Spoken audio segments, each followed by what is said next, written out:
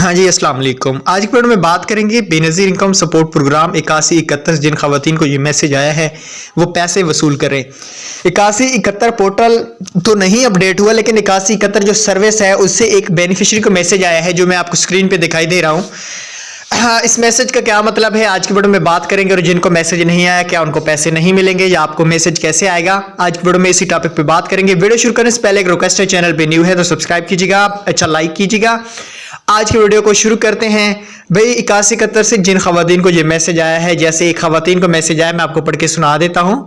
मोहतरमा शनाज गुल, आपकी न्यू किस्त फेज 2 में शामिल है। फेज 2 की पेमेंट 15 नवंबर से शुरू हो जाएगी। आप अपनी रकम 10,500 वसूल कर सकते हैं। मजीद मालूमात के लिए हमारे टोल फ्री नंबर पर कॉल करें या कोई शिकायत है तो।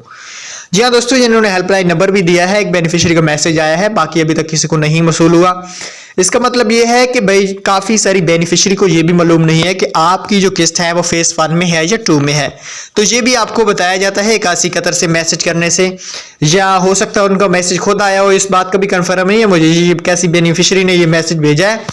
तो मजीद जिनको भी ये मैसेज आ रहे हैं वो उस डेट पे उन्होंने जाना है, उससे पहले आपने पेमेंट लेने नहीं जाना। और पेमेंट के हवाले से जो अपडेट आई है वो 15 नवंबर से ही उम्मीद है शुरू हो जाएगी। Thanks for watching. अल्लाह।